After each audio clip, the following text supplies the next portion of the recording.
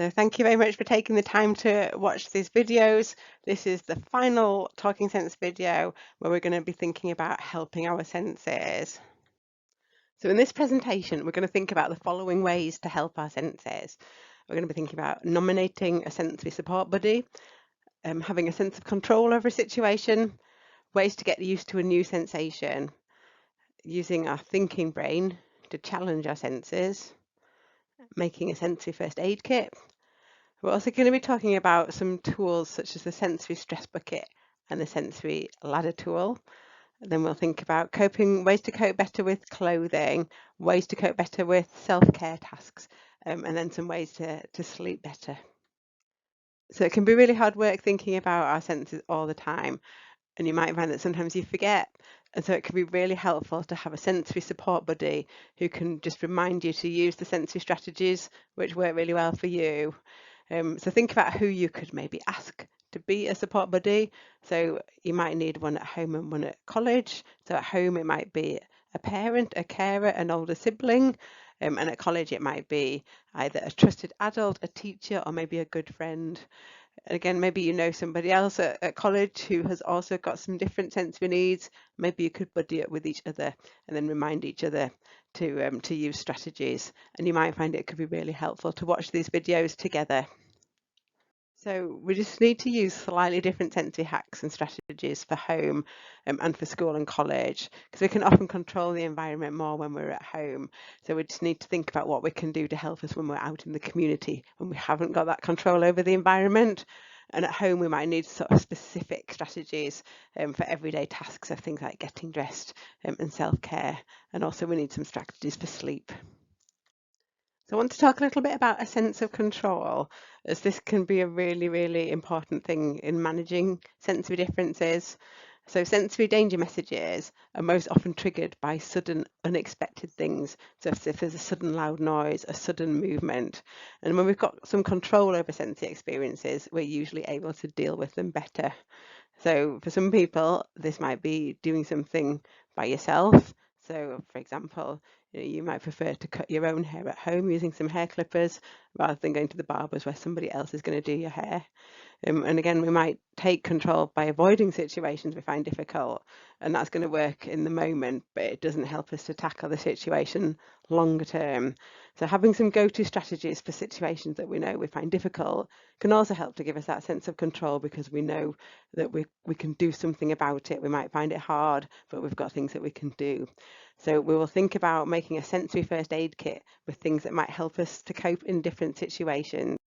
I just want to flag up at this point that we do actually have a customizable resources booklet, which is designed to be used alongside this presentation, and you can download it from our Sensory OT website.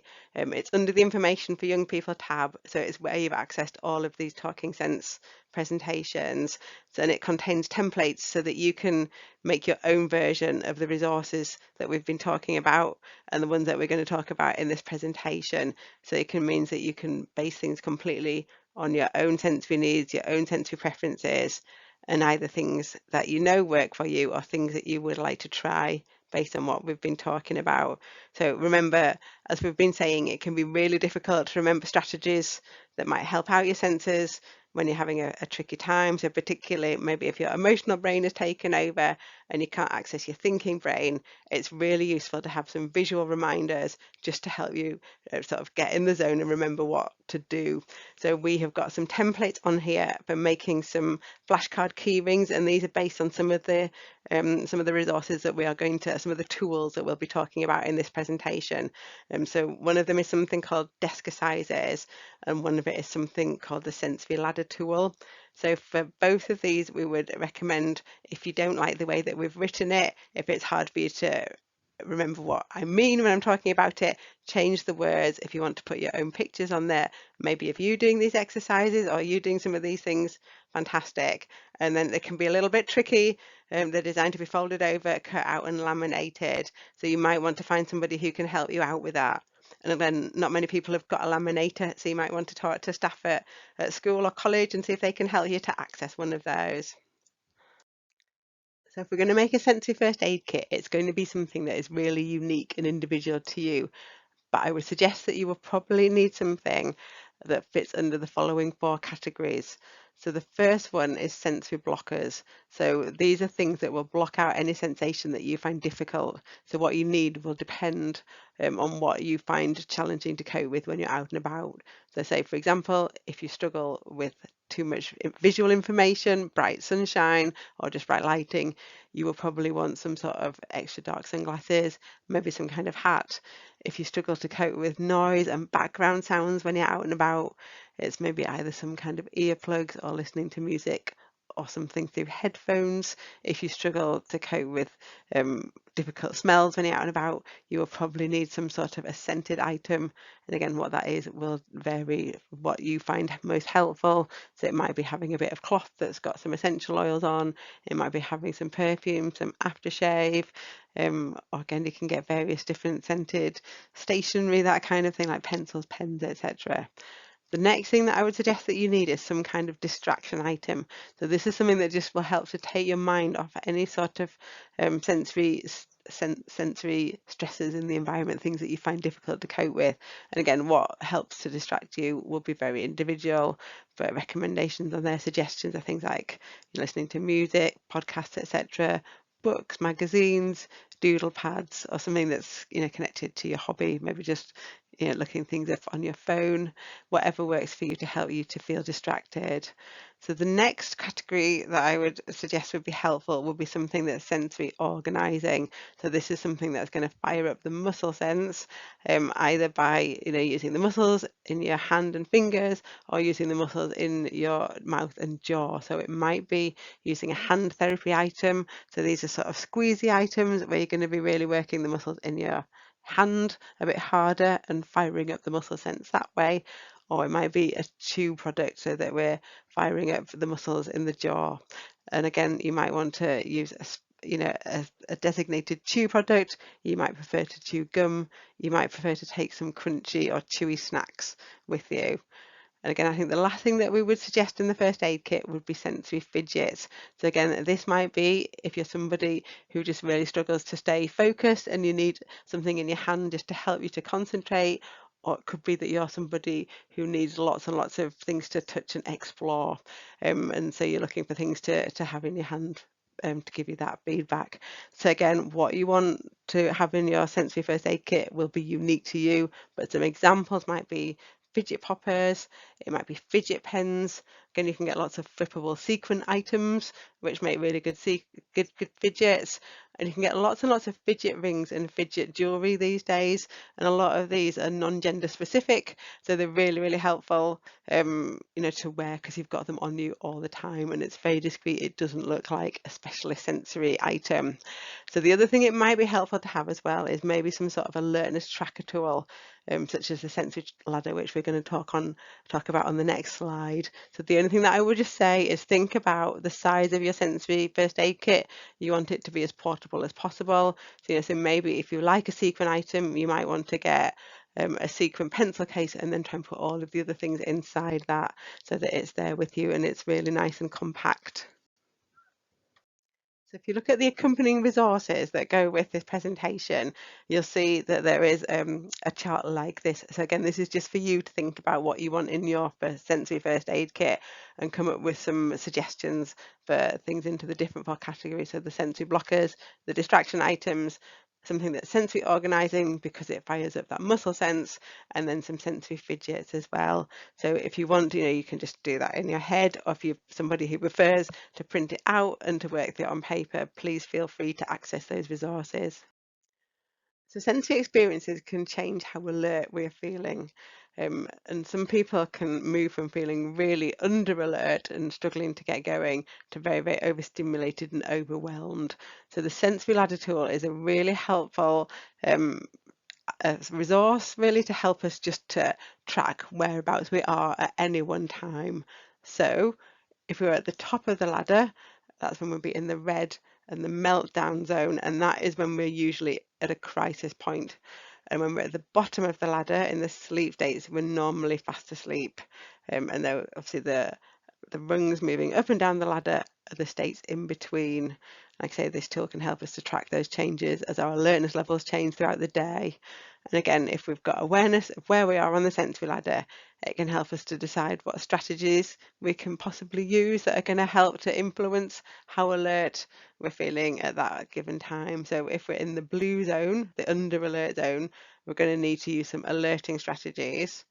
If we're in the orange zone, so over alert, we're going to need to use some calming strategies.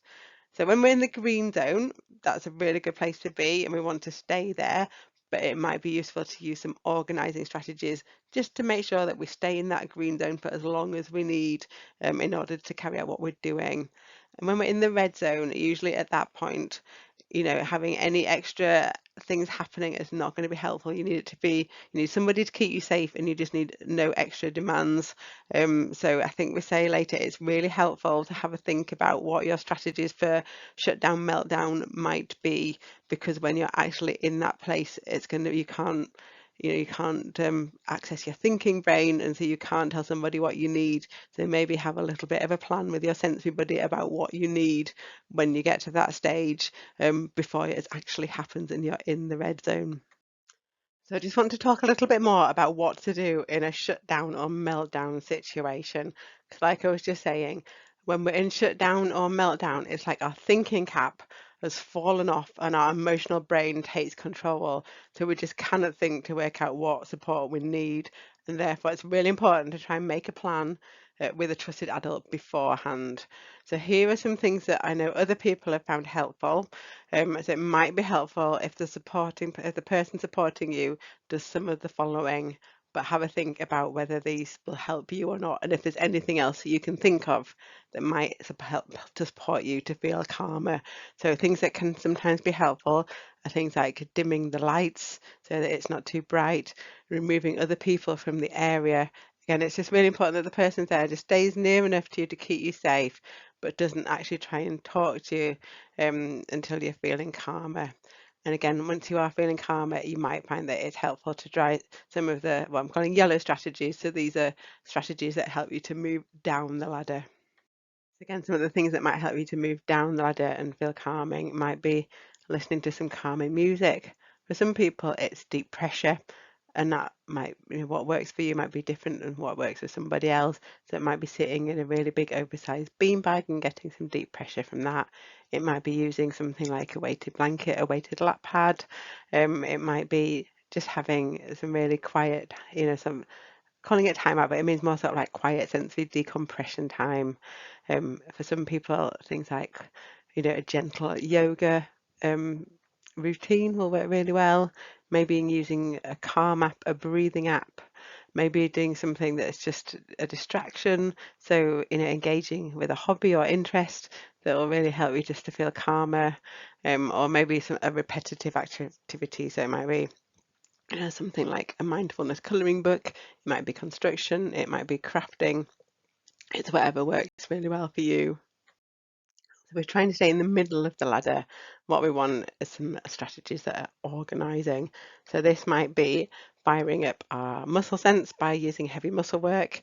And again, that might be things like yoga, using resistance band, maybe doing some of the heavy chores that we're lifting and carrying that we talked about. Or again, if you're on the go, we might be doing things like hand pressing and pulling, finger pulls, pick yourself up.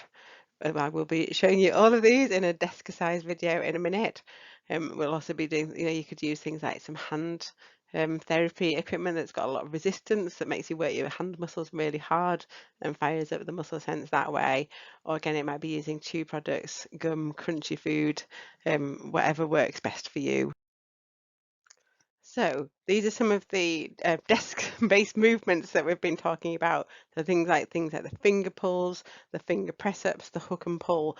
And you can see me here just demonstrating some of these in this little video here. So again, these can be used both to move up and down the sensory ladder, but also really useful if you just need to move, but you're somewhere where you can't leave a lesson or in a meeting or something at college. Try the following.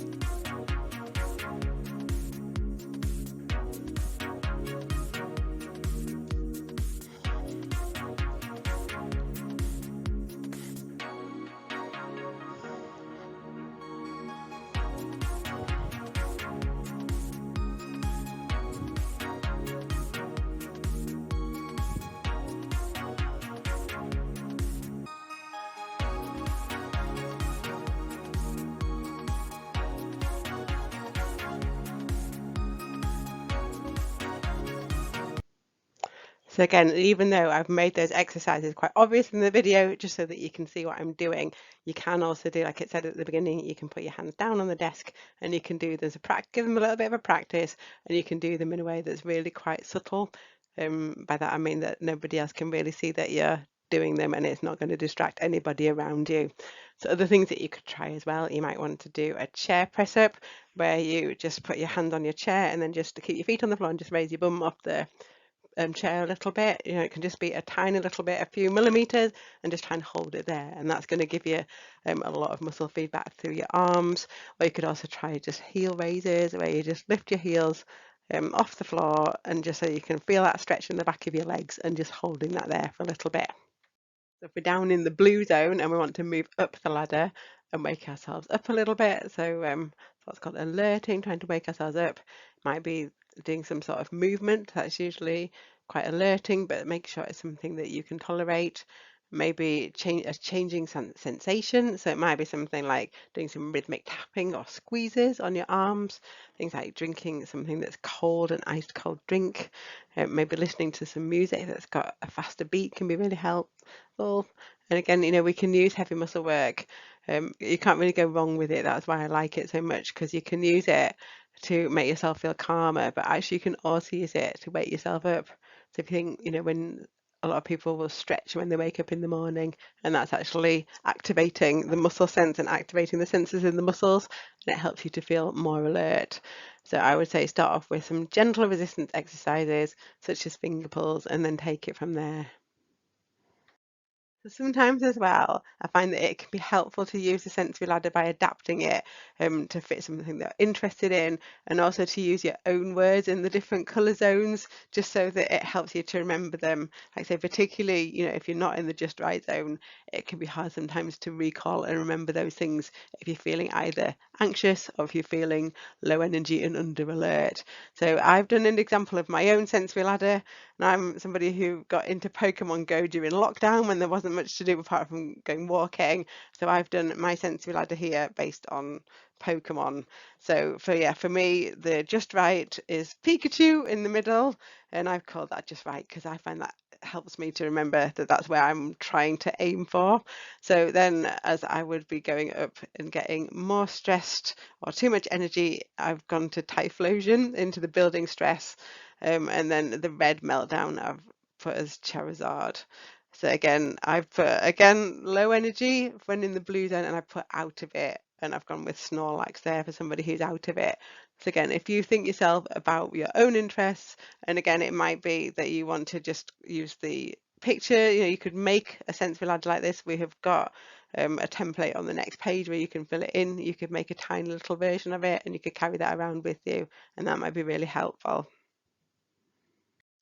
So this is the blank template, and again, this is available as well on the additional resources download. So you can use this and you can make your own sensory ladder with an interest and with the wording that you find helpful.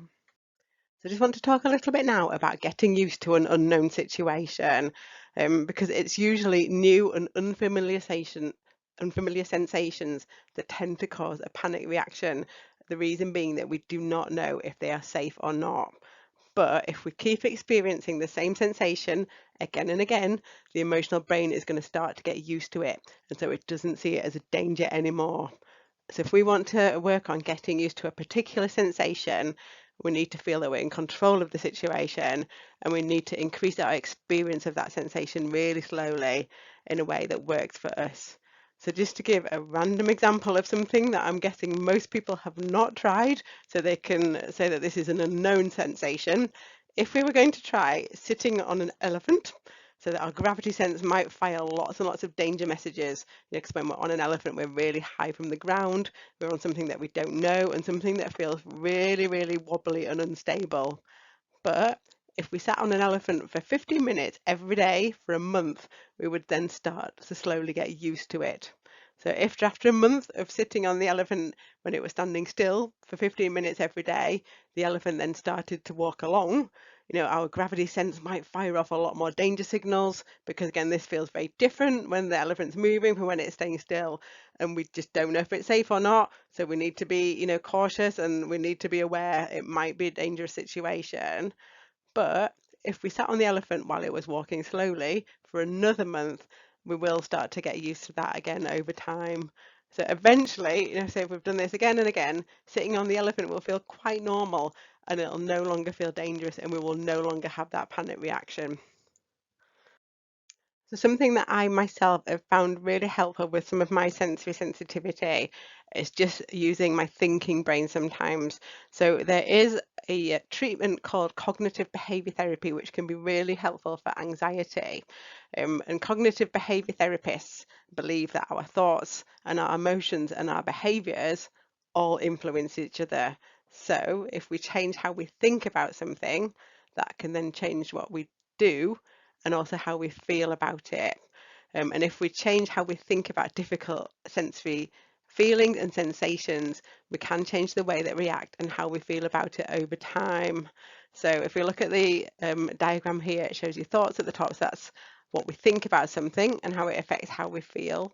And then behavior is what we do, which is going to affect both how we think and how we feel. And then emotions at the bottom left are going to affect how we feel, okay, what we think and what we do as well. So if we look at the next slide, so again, our brain uses the information from our senses to decide how we feel about things. But if our senses are overreacting, these thoughts might be based on inaccurate information. So for me, I know that my movement sense is very, very sensitive, and I know that my brain is going to send me messages about danger when I'm moving in a way that isn't actually going to hurt me. So I quite often use this and use my thinking brain to try and challenge the messages that I'm getting from my senses. So, I tell myself things like, my senses are sending too many danger signals. I'm not really in danger. I'm telling myself my senses are sensitive and they are overreacting. And I also sometimes tell myself it doesn't feel very nice, but I can handle it. So if we then look at the thoughts, behavior, and emotions triangle, it would be, if our first thought might be, this is not safe. But if we try and challenge that a little bit, we might be able to tell ourselves, I'm not in any actual danger. And again, our behavior, we might be, I'm not going to do this. But again, we might be to change this to I am doing this. And also from an emotional point of view, we might feel to start off with, I'm really scared. But actually we could change that to I'm really scared, but I'm coping with this. Like saying it's something it's not easy to do, but I think the more that we learn about the fact that we're getting way too many danger signals from our senses, that we actually can start to use our thinking brain and just help to sometimes just to challenge. Like say, I personally have found it really, really helpful. So I want to talk a little bit about coping with clothing. And I've actually done a whole presentation on this as part of the training package for parents and carers. So I could talk a lot more about it than just this one slide. So this is just a little bit of an overview. But if it's something that you find really tricky, it might be helpful to actually go and to watch the Talking Sense video for parents and carers because there's a lot more information in that. But I would say as a starting point, just have a think about the kind of clothes that you find okay and the kinds of clothes that you would never wear. So just think about your preference for, do you prefer clothes that feel really tight or clothes that feel really lightweight and loose that feel like they're hardly there? Do you like fabric that's really soft or stretchy fabric? And again, for some people, snug fitting clothes, tight clothing doesn't move around as much. And the feeling of pressure that those tight clothings give you as well, it can help you to feel calmer. So it's quite, for people who prefer that tight feeling on clothing, you can get lots of sensory base layer clothing. So these are things like the picture here. So like long sleeved vests and long sleeved, a bit like long johns, like leggings that you can actually wear under your clothes. And they give you a constant sort of deep pressure feeling. So for some people, these are really, really helpful. But if you're somebody who prefers to wear hardly any clothes, really baggy, loose clothing, it won't be at all helpful for you. So again, thinking as well about, prepping yourself for getting dressed. Deep pressure can be really, really helpful. It prepares the touch sense for getting dressed. Because again, the deep pressure, it kind of sort of calms down that protective sense, that the danger signal sense from touch, and it can just help it to feel ready for coping with clothes going on. So it might be that you prefer to sort of give yourself a big hug, or you might want to sort of apply deep pressure down your arms, maybe sort of stroking along your arms, your legs or your feet. You maybe want to use a firm massage brush or something like that.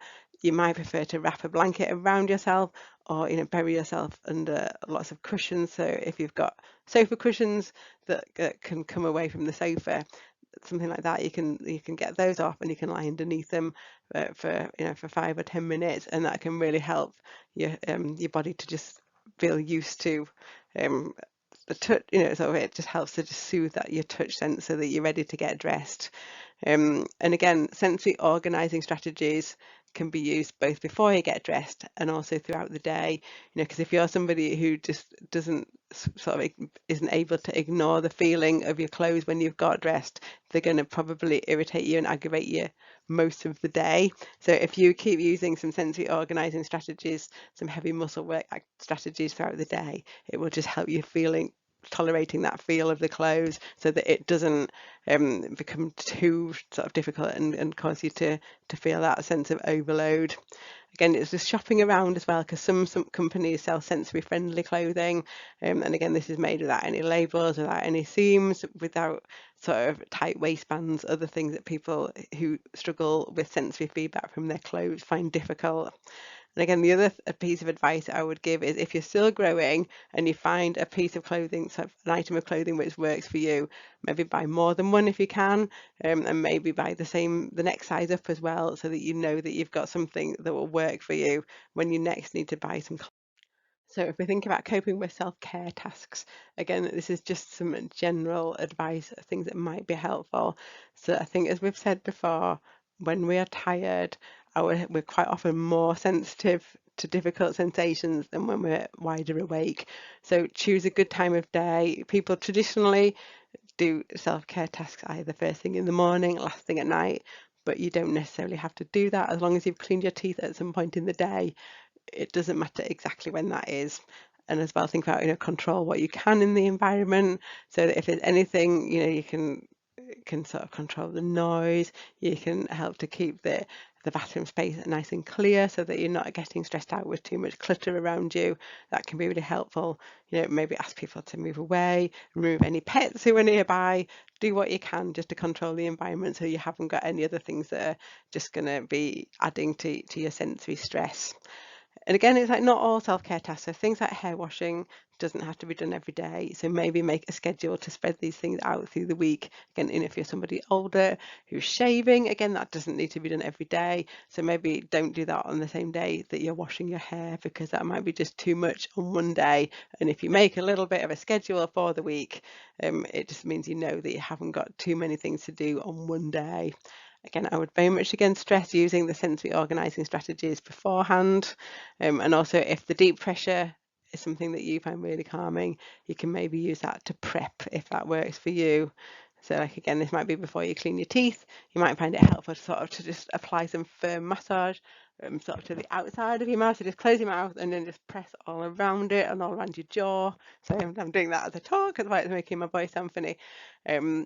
And that can be really helpful for some people. So for some people, it might be just, maybe just chewing on something, a chew toy, a chew product, and again, that will just help to prep your mouth a little bit before you use your teeth. So again, if you use your teeth, clean your teeth even. So again, consider various other things that you can get that might be helpful if you haven't tried these already. So quite often there's a lot of either unscented or flavour-free products that are available. So again, you can get a specialist toothpaste that doesn't have any flavour, but it's still got the fluoride and stuff in that you need. Again, a lot of soaps these days, if you get there's something called SLA, and that is what they put into products that makes it foam up. So things like soap, shampoo. So if you find the foam is too much from a touch point of view, look for more natural products that hasn't got this SLA in it, and you might find those a little bit easier to tolerate. So again, it might be using dry products, like using dry shampoo some of the time. You might find that is easier. And again, just think about different ways to do things. So for example, if you really struggle with teeth cleaning and you've tried everything and it hasn't worked, maybe look at something like these fuzzy brushes that you just chew and then dispose of. Or again, you can get different teeth cleaning sticks, so like the Mizwax stick that we can see here. And it's just trying these different things to see if something like that will help for you. So I just wanted to talk a little bit about better sleeping before we finish. But again, this is a really big topic and I could have done a whole presentation on this. And in fact, we already have done a Talking Sense sleep training video for parents and carers. So if this is something that you find really difficult, I'd really recommend maybe watching that video and see if you can find some more tips and strategies on there. But I think in general, it's things like thinking about any possible sensory triggers in your bedroom. So is it too noisy? Is it too bright? Do you struggle with the temperature in there? Is it sometimes too hot or too cold? You know, what's your bed like? Can you get comfortable in your bed? Does it work for you? And also maybe again, it might be helpful to match whether you've got a mattress that is firm or a mattress that is soft, and whether that meets your sensory needs. So are you somebody who maybe likes sort of to lie on a firm surface, a hard surface, and so you find a hard mattress easier to sleep on? Or are you somebody who really likes to sort of to lie on lots of soft cushions, who would maybe really like a soft mattress or something like memory foam mattress that you will just sink into? Think about what works for you. If you're somebody who would prefer to sleep on the floor, then maybe I would suggest, like I say, either getting a camp mat and staying on the floor if you are fine with that, or maybe looking at getting a really firm mattress and seeing if that works a lot better for you. But also think as well about things like your duvet. You know, would you prefer a really heavy duvet that is going to help you to feel sort of, you know, really grounded and you'll really be to feel it's there? Or are you somebody who likes a really light duvet that you can hardly feel is there and that you can move around easily underneath it? Are you somebody who needs all of your body to feel the same? So all of your body in order to go to sleep. So if so, you might either prefer sleepwear that covers all of your body, so something like a onesie, so that every bit of you has got that same sensation on, or you might prefer not to wear anything in bed, again for the same reason, and you might find wearing like vests or shorts or anything like that where some of your leg is covered and some of it isn't, really off-putting and difficult to cope with. So again, it might be helpful to have a larger duvet than you've got bed, again, just so that all of you is covered and your feet, your knees, nothing like that are sticking out, and it just gives you that all over feeling of it all being the same. So something like bedtime yoga can be really helpful to just get your body ready for bed, so it can just help you to feel more relaxed and ready for sleep in your body. So particularly if you are somebody who is always on the move, you know, always fidgeting, and you find it really hard to settle in bed and you are tossing and turning and moving around in bed for hours, it can be really helpful and just help you to switch gears before you get into bed. So the other thing to say as well is the better that you manage your sensory needs during the day, you know, this will have also, you will get the benefit of this with some better sleep at night as well, because if you're managing to avoid, you know, getting sort of going into that sensory meltdown, getting into that real panic from sensation, you know, when that happens, it can take ever such a long time for our body to calm down again. And if you're managing to stop that happening so often, you will probably notice that you feel calmer and it's easier to go off to sleep in general. So other things that I'd say would be really helpful to do, again, it's just thinking about things like screen time, you know, activate blue light filters on all of your devices, because blue light can disrupt our natural sleep hormones, and so the sleep hormones aren't available when we need them. If at all possible, you know, avoid screens before bed. And experts would recommend that instead of doing things like scrolling through a tablet or a phone before bed, things like repetitive fine motor activity really helpful. So again, this is something that just particularly if you're somebody who's got a really active brain, who maybe doesn't necessarily find it helpful to read a book because your brain, your imagination is just so vivid that it will just actually get you, you know, sort of more, you'll feel more sort of energized than you will calm. Doing this sort of thing is helpful. So again, choose something that you enjoy doing, that you find relaxing. So it could be a colouring book. It could be, you know, you've got lots of different sensory putties available that have got essential oil in them, or look online and find a recipe to make your own. Again, something like a jigsaw, you know, or a construction activity, or something like a Rubik's Cube or something like that can be helpful as well, but find something that works for you. And again, you might need to think about the use of some sensory blockers in your bedroom. So maybe you might need an eye mask. And again, this is something that I find absolutely invaluable for going to sleep. I'm really sensitive to even the tiniest little bit of light. And even if, because there's a computer in my room, and if the printer hasn't been turned off, that tiny little blue light that's on the on switch, it can totally wake me up. So I wear an eye mask all the time, and I find that really, really helpful. So again, for some people, if you really struggle, it might be worth thinking about getting a bed tent. They're not cheap, but again, it might be you can either maybe rig something up with some curtains, or it might be something you might want to look into asking for a birthday or Christmas present. Again, things like a high sleeper as well can really help reduce how much of your bedroom you can see at any one time. You're more just seeing the sort of the ceiling, and so that can help if you're really triggered by too much visual information. And again, if you're sensitive to light, as well as having an eye mask, really helpful to have blackout curtains, blackout blinds. You can buy, blackout linings that can go on the inside of a curtain, and quite often these also help to control the temperature in your bedroom as well, and that can be really, really helpful. And again, just thinking about things that you might be able to use to block out any noise. So if you can cope with the feeling of earplugs, and you can get some soft ones that are suitable for sleeping in, then great. If you can't cope with earplugs, sometimes it's helpful to have what's called white noise on in the background. So this is sort of just a bit of a fuzzy, sort of staticky sort of noise, and it will just help to mask other things that might be happening, like people moving around in your house, noises outside in the street. It'll just help to mask those a little bit. If you do go for something like playing some white noise, keep it on all night, because if you don't, what tends to happen is that when we stir and just sort of wake up a little bit, everybody naturally wakes up a little bit overnight, but if anything's changed in your bedroom when you wake up again, it will just make you wide awake. So that's why you need to keep your bedroom exactly the same all the night through. So again, for things like feeling comfortable in your bed, again, if you're somebody who struggles with your body position, sorry, with your muscle sense and body position, it can be really hard to get comfortable in bed. And something that I've personally found amazing is a body pillow, because otherwise I find it really hard to get into a comfortable position. I can't always tell if I'm in a comfortable position or not. So having a body pillow where it can get my leg in the right place, it can get my arm in the right place, helps me to feel comfortable. And then when I feel comfortable, that can then really help me to fall asleep. So for some people, you can get something called a Lycra bed sock sheet. So it's made of Lycra, and it's like a stretchy material that goes all the way around. So if you're somebody who really needs to feel sort of safe and tightly enclosed, that can be really helpful. But for other people, this sort of thing would feel really like you'd feel a little bit trapped and a little bit stuck in there, a little bit claustrophobic. So maybe have a look at a Lycra bed sock sheet online and see if that's something you think would work for you or not.